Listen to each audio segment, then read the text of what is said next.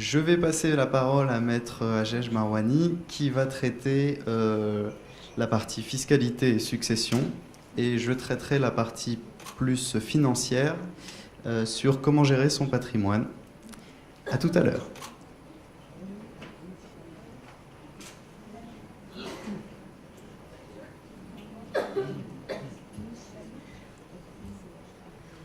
Bonsoir, merci d'être venus si nombreux. Merci à la MAFTA pour son accueil et son organisation. Merci à la Maison Galilée Finance et à Ronnie Michali pour sa participation et son invitation. Pour ceux qui ne me connaissent pas encore, je suis Yael Hajej Marwani. Je suis avocate en Israël depuis 9 ans. J'ai fait mon alia comme vous, certainement, il y a 14 ans. Originaire de l'Est de la France, de Metz, je suis diplômée en droit de Strasbourg et avocat au barreau d'Israël depuis 9 ans. Mon cabinet est à Ranana. Je suis spécialisée dans toutes les questions de patrimoine entre la France et Israël, immobilier, succession, fiscalité, et je donne notamment du conseil dans le cadre de l'ALIA. Donc je suis venue vous parler ce soir des questions de fiscalité et succession dans le cadre de l'ALIA. Donc, commençons premièrement avec les questions de résidence fiscale. La résidence fiscale n'est pas un sujet simple et pour cette raison, je ne vais pas pouvoir répondre à la question particulière de chacun sur ce sujet qui est vraiment une question et une notion très subjective, très particulière et très complexe à la fois. Je tiens à préciser que cet exposé a vocation générale, qui ne peut pas remplacer une consultation particulière, et donc je ne voudrais surtout pas que vous soyez induits en erreur et que vous preniez une information pour votre situation particulière, surtout pour la question de résidence fiscale, qui met en jeu de nombreux critères. Alors, quand on parle de résidence fiscale, le mot résidence est un mot trompeur, parce que souvent on confond avec résidence principale, le terme de résidence qui fait appel à la notion de domicile. Finalement, la résidence fiscale, c'est tout ça, et en fait, c'est pas ça.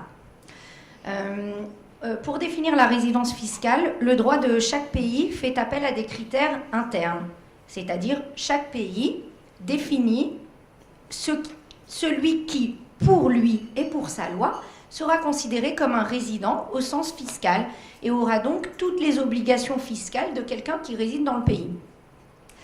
Il faut savoir qu'aujourd'hui, dans la plupart des pays du monde, la taxation est personnelle.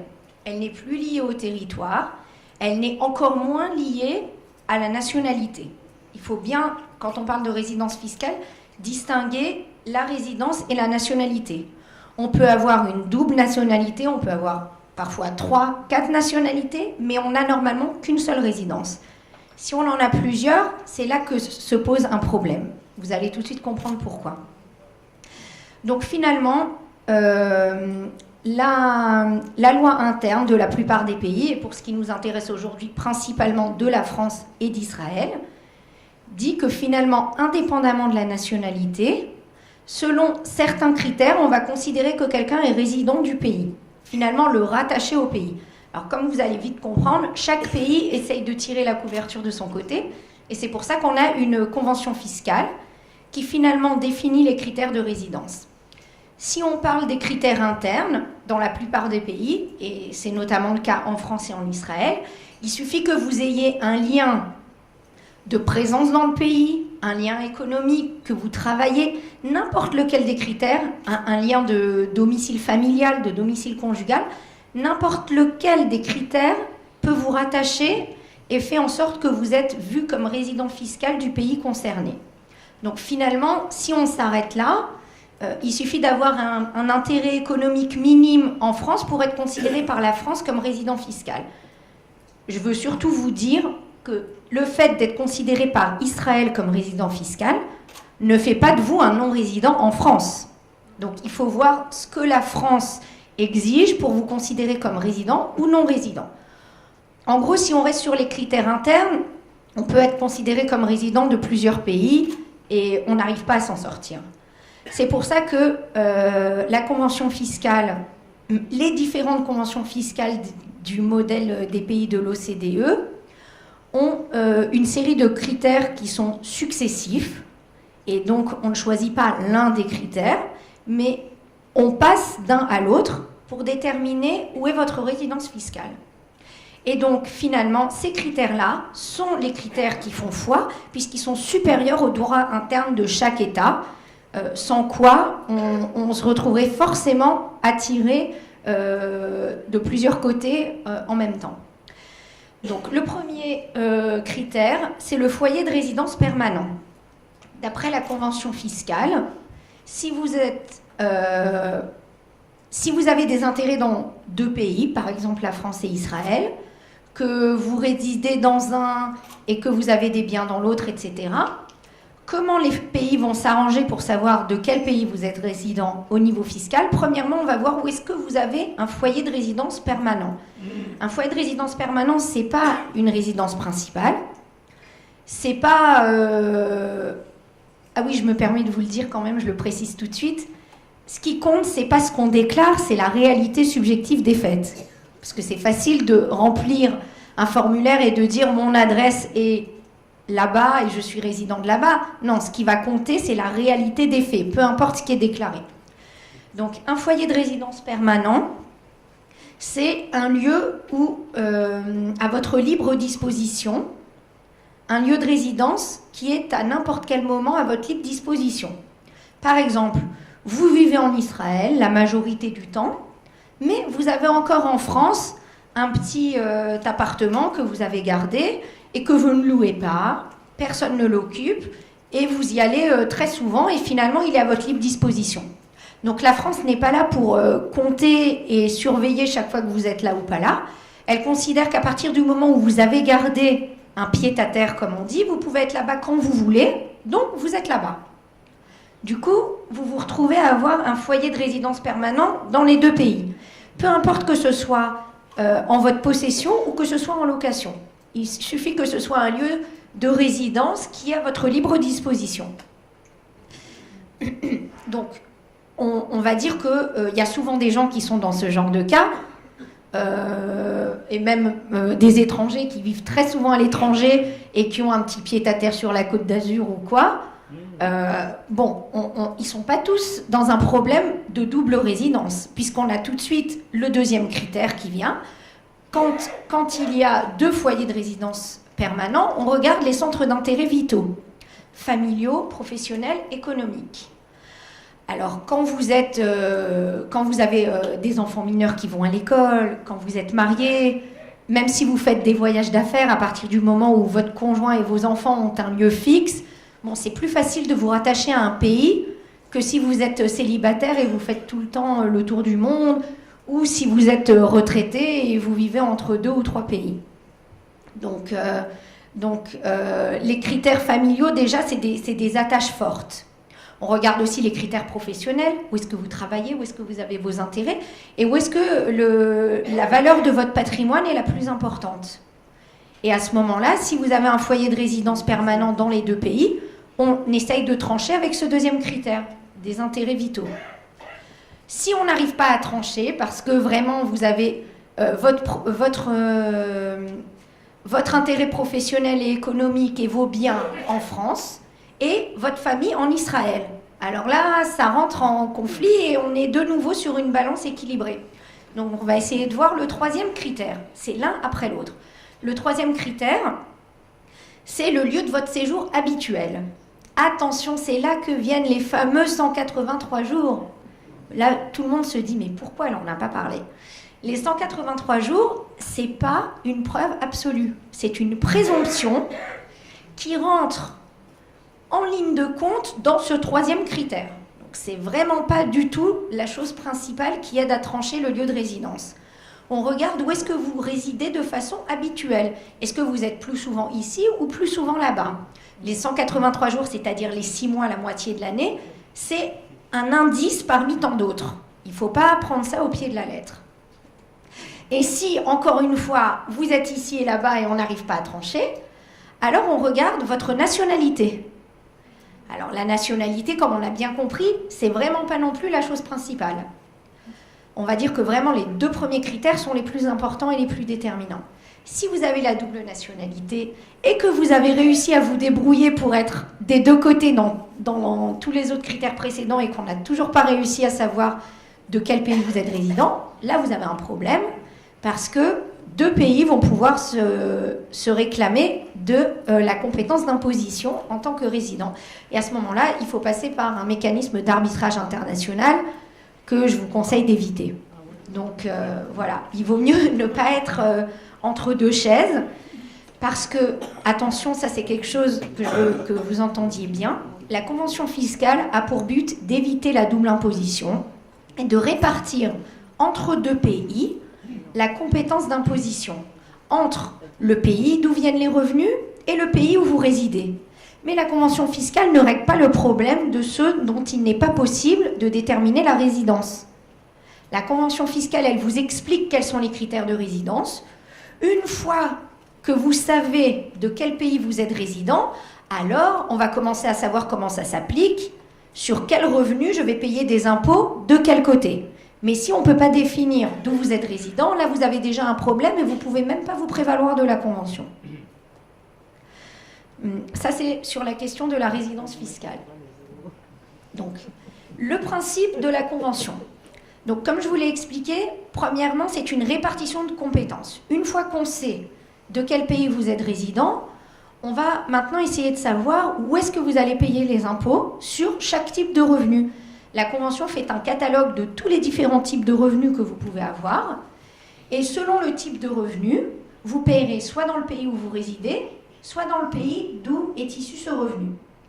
Par exemple, il y a une compétence exclusive en matière de loyer. L'imposition des revenus immobiliers, donc les loyers, se fait uniquement dans le pays où est situé le bien. C'est une particularité, je le précise, de la convention entre la France et Israël, parce que d'autres conventions, en général, ne fonctionnent pas comme ça, il y a une compétence partagée. Donc, entre la France et Israël, c'est particulier. C'est-à-dire que, je prends l'exemple, si vous vivez en Israël et que vous êtes réellement résident fiscal israélien, les impôts que vous devez sur les loyers que vous touchez en France ne doivent être payés uniquement en France. Inversement, si vous résidez en France et que vous avez des biens immobiliers en Israël et que vous percevez des loyers, vous payez les impôts sur ces loyers uniquement en Israël. Mais, attention, vous devez quand même les déclarer en France sans payer d'impôts dessus parce qu'ils rentrent dans l'assiette générale de votre revenu imposable et donc, selon l'ampleur de ces loyers, ils peuvent vous faire changer de tranche fiscale. Je pense que tout le monde a compris. Donc on les déclare, on ne paye pas d'impôt dessus, mais vous comprenez bien que si quelqu'un a un salaire de 1 500 € en France par mois et qu'il n'est pas imposable, mais qu'à côté, il a 7 000 € de loyer qui viennent de l'étranger, bon bah, même sur ces 1 500 €, donc il ne sera pas imposé sur les 7 000 € de loyer, il sera imposé sur les 1 500 €, mais à hauteur de la tranche qui correspond à l'ensemble de ses revenus. Ça, c'est pour la compétence exclusive. Il y a d'autres types de revenus qui subissent une compétence partagée. Par exemple, les plus-values mobilières. Vous avez des placements en actions ou en différents placements financiers en France. À ce moment-là, il y a une retenue à la source. La compétence est partagée. La compétence principale est toujours dans le pays de la source du revenu, c'est-à-dire la France. Si vous avez un placement en France, vous allez vouloir retirer les fruits de ce placement, les bénéfices. À ce moment-là, si par exemple c'est à la banque va vous retirer un prélèvement libératoire obligatoire parce que, même d'après la convention fiscale, c'est une imposition partagée. Donc évidemment, vous déclarez que vous êtes non-résident, mais il y a une partie à payer dans le pays source du revenu et une partie de l'impôt à payer dans le pays où vous résidez. Donc là, les 2 pays partagent. Tout ça pour vous dire qu'en gros, on ne choisit pas où on paye ses impôts. La Convention évite la double imposition, Mais premièrement, elle ne veut pas dire qu'on est imposé nulle part, et elle ne veut pas dire non plus qu'on choisit où on veut être imposé. Malheureusement, il y a souvent des clients qui arrivent et qui ont continué pendant des années parce qu'il y a un espèce de tabou, je ne sais pas pourquoi, ils n'osaient pas dire en France qu'ils avaient quitté la France. Et ils ont continué à payer les impôts en France comme s'ils résidaient toujours là-bas alors qu'ils n'y mettaient vraiment plus les pieds. Ils n'avaient plus rien, ils avaient leur famille ici, ils n'avaient presque pas de biens là-bas. Et ils ont continué à payer, non pas en tant que non-résidents, mais en tant que résidents. Et finalement, ça fait pas d'eux des gens en toute légalité en Israël, puisqu'ils auraient dû payer ces impôts-là en Israël, puisqu'ils vivent en Israël. Donc c'est pas parce qu'on paye dans un endroit qu'on ne le doit pas dans l'autre endroit. C'est pas vous qui décidez, c'est la convention qui répartit. Ce qui veut dire que s'ils veulent se mettre dans les règles, il faut déclarer en Israël et ils vont vous dire allez récupérer l'argent en France. Là où c'est plus problématique, c'est quand la personne décède et que les enfants veulent expliquer en France qu'en fait il était non-résident pour ne pas que tout le patrimoine soit taxé. Et il a toujours déclaré qu'il était résident. Allez expliquer maintenant, quand vous êtes les héritiers, qu'en fait il avait pas fait le changement, mais qu'en réalité vraiment il résidait plus en France.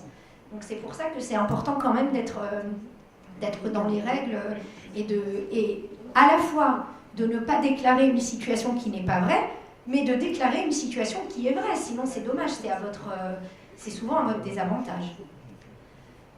Alors, je vais faire ici une petite parenthèse à la Convention pour parler des 10 ans d'exemption fiscale des nouveaux résidents.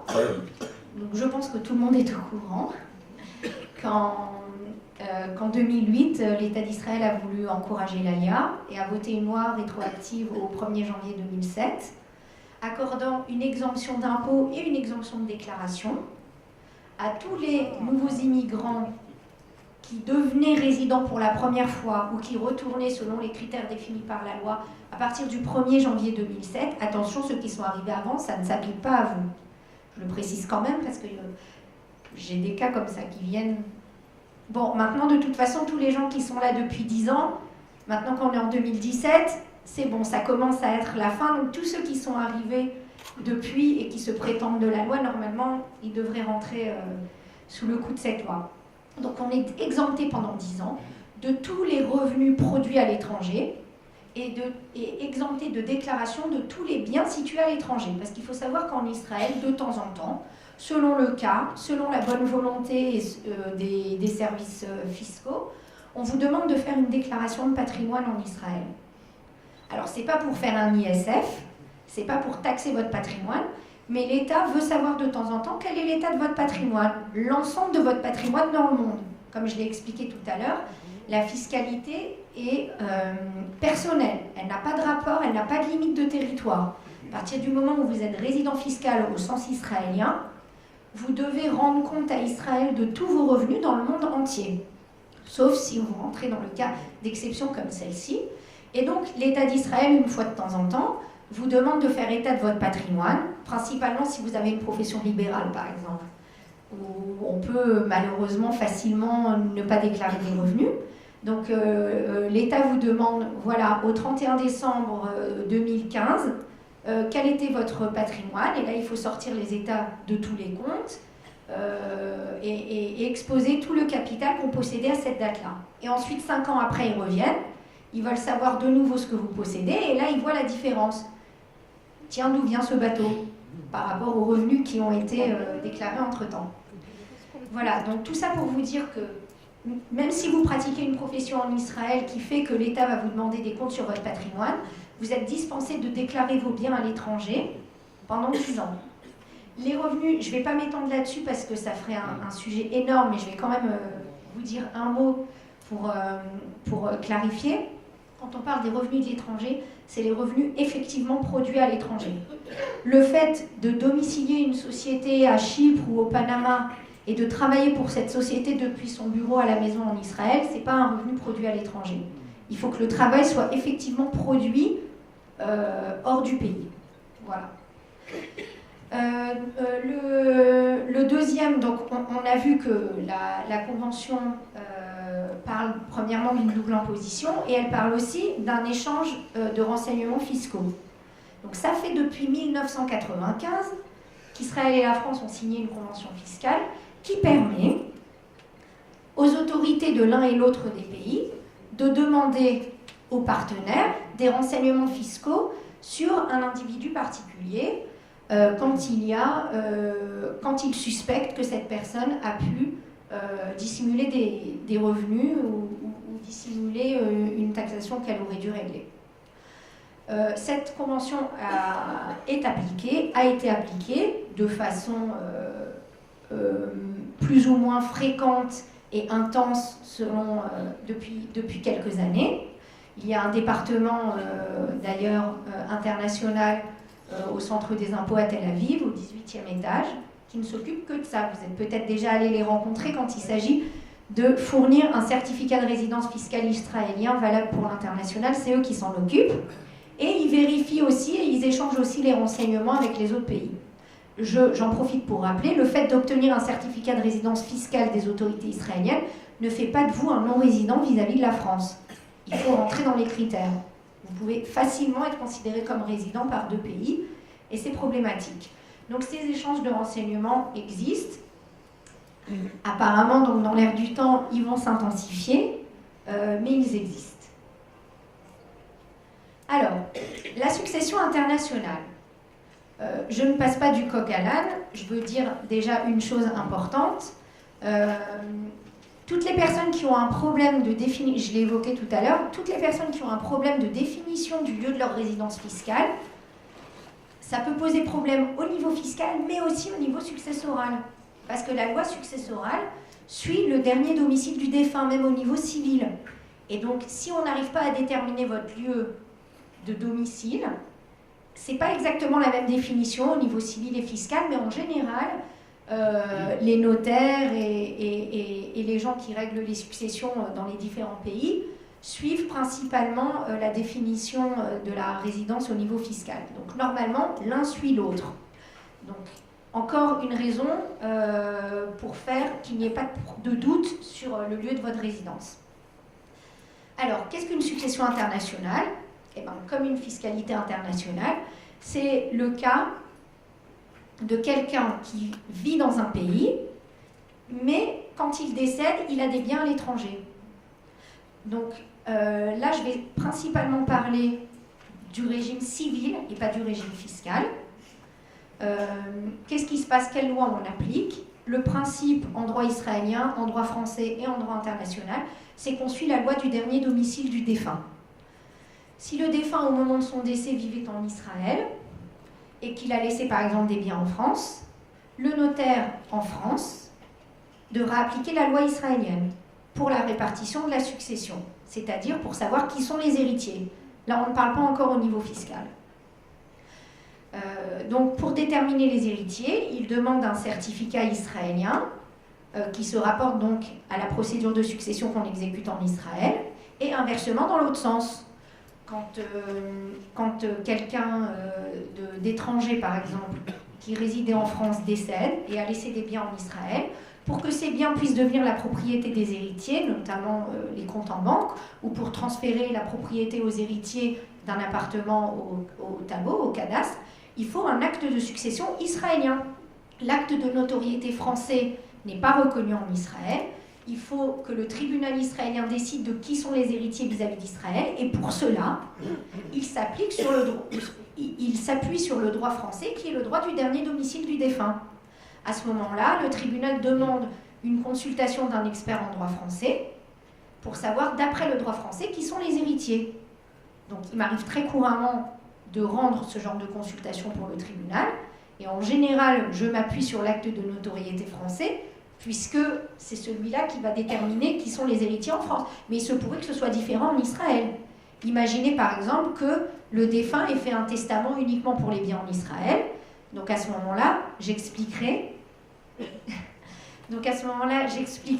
que le droit français reconnaît la valeur des testaments, et que donc sous réserve du droit français, qu'il n'y ait pas de violation de la réserve héréditaire ou autre, à ce moment-là, pour les biens israéliens, puisqu'il y a un testament spécifique, on va quand même appliquer le testament israélien, mais ce ne sera pas en contradiction avec la loi française qui prime. Donc, je viens de vous toucher un mot sur la place du testament. Donc le testament s'applique, mais toujours au regard de la loi du dernier domicile du défunt. Donc si le défunt était résident français, il ne faut pas que le testament contredise la loi française. Par contre, en Israël, il faut savoir qu'on peut léguer totalement librement. Donc il n'y a pas de réserve héréditaire, on peut complètement déshériter ses enfants, et on peut faire un testament libre à partir du moment où on est résident israélien. Vous allez voir tout de suite qu'il y a une petite nouveauté là-dessus. Je fais une petite parenthèse pour vous parler du régime matrimonial. Il est très important de savoir qu'un testament ne remplace pas un contrat de mariage et un contrat de mariage ne remplace pas un testament. Je vais essayer de vous donner rapidement 2 petits exemples. J'ai eu le cas de clients, des enfants dont le père est décédé. Ils s'étaient remariés donc avec une autre femme que leur mère. Ils n'avaient pas eu d'enfants de cette seconde union, mais ils n'avaient pas fait de contrat de mariage. À la fin de ses jours, le père avait décidé de tout léguer à ses enfants. Il a fait un testament pour léguer tout son patrimoine à ses enfants. Et au moment du règlement de la succession, madame s'est réveillée à juste titre et a dit « Eh oh, il peut léguer que son patrimoine, et son patrimoine, c'est la moitié de ce qu'il possède, puisque l'autre moitié, c'est à moi. » Et évidemment, elle a eu gain de cause, puisque s'ils n'ont pas fait de contrat de mariage, elle possède la moitié de ses biens. Donc, un testament ne remplace pas un contrat de mariage. Inversement, vous avez le cas de couples qui se marient et qui font un contrat de séparation de biens. Il faut savoir que même dans le cas d'un contrat de séparation de biens, quand chacun a ses biens propres, si l'un des deux vient à décéder, l'autre conjoint peut, à moins d'un testament contraire, donc s'il n'y a pas de testament, le conjoint est un héritier. Il n'a pas droit à sa part du fait du régime matrimonial, mais il a droit à une part sur la succession, puisqu'il est héritier. Donc tout ça pour vous dire que le testament est important et le contrat de mariage ne suffit pas. Alors en parlant de testament, je vous ai dit tout à l'heure que le testament israélien était totalement libre, qu'on pouvait léguer à qui bon nous semble. Eh bien sachez qu'il y a eu une réforme européenne en août 2015 qui permet le choix de la loi applicable à sa succession, encore une fois au niveau civil et pas fiscal. Ça veut dire que même si on n'est pas résident israélien, si on est résident d'un pays européen, mais qu'on possède la nationalité d'un autre pays, tiens, hop, le mot nationalité tout à coup prend une certaine consistance. Si on possède la nationalité d'un autre pays, par exemple Israël, on peut choisir d'appliquer la loi israélienne et donc de faire un testament totalement libre, qui s'appellera un testament international, et donc de léguer selon le droit israélien, alors qu'on est résident étranger, enfin résident d'un autre pays, par exemple la France. Il faut savoir que cette loi s'applique aux résidents européens, qu'elle ne concerne pas la fiscalité comme je vous ai dit, mais que c'est tout de même une révolution parce qu'on peut choisir de léguer librement si on possède la nationalité israélienne. Et ça s'appliquera à l'ensemble des pays du défunt, des biens du défunt dans différents pays, y compris les biens en France. Donc c'est curieux, mais c'est la nouvelle loi. Avant de terminer, je vais vous parler donc des aspects fiscaux de la succession, puisqu'on a parlé des aspects civils. Alors en Israël, ça va aller vite. Pour l'instant, il n'y a pas de loi fiscale sur les successions. C'est en pourparlers, ça pourrait être un futur projet. Mais pour l'instant, il n'y a aucune taxe à payer quand on perçoit une succession. D'ailleurs, au niveau immobilier, c'est pas considéré comme un événement fiscal. Donc, si vous voulez, si vous devenez héritier d'un bien immobilier, on considère que vous prenez la place du défunt. Et c'est comme si c'était vous qui l'aviez acheté au moment où il l'a acheté. Du coup, quand vous revendrez, on vous calculera la plus-value depuis l'achat d'origine. Il n'y a pas d'événement fiscal, c'est pas comme en France. Du coup, je ne vais pas rentrer dans les détails, mais comme les dates ne sont pas calculées de la même manière, on peut s'en tirer à notre avantage ici parce que vis-à-vis de la France, la plus-value redémarre au moment du décès. Donc, ce qu'il faut savoir, c'est que, c'est vrai que je ne voulais pas préciser tout à l'heure, mais quand on vend un bien immobilier dans un pays ou dans l'autre, la compétence est partagée. Donc il faut savoir, par exemple, c'est important, que si vous vendez un bien en France et que vous êtes exonéré, par exemple, parce que vous le possédez depuis plus de 30 ans, vous ne payez pas de taxe sur la plus-value, vous devez quand même le déclarer en Israël et vous payez une taxe sur la plus-value en Israël. Sauf si vous êtes dans les 10 ans. Mais, donc voilà, il vaut mieux vendre vos biens en France avant d'avoir dépassé les 10 ans. Et ça, alors vraiment, il n'y a aucun problème, puisque vis-à-vis de la France, vous êtes exempté. Donc là, vraiment, vous êtes exempté. Pour en revenir à l'histoire de succession, donc en Israël, il n'y a rien, il n'y a même pas d'événement fiscal. Vous êtes la continuité directe. Vous êtes la continuité directe. C'est un petit peu comme en France quand on a la communauté universelle. C'est comme si le conjoint survivant avait été propriétaire de la totalité du patrimoine depuis le début. Chacun est propriétaire à 100%. Donc là, c'est pareil. Vous êtes la continuité directe. En France, qu'est-ce qui se passe? Évidemment, l'article 750 ter du Code général des impôts invite la France à taxer par tous les moyens possibles. Donc, il y a un impôt sur la succession, donc des droits de succession en France, si le défunt était résident français, sur tous ses biens dans le monde, y compris les biens qui sont légués à des résidents qui ne résident pas en France, donc à des non-résidents, à des héritiers qui ne résident pas en France. Ils doivent payer des droits de succession sur l'ensemble des biens dans le monde au fisc français, puisque le défunt résidait en France.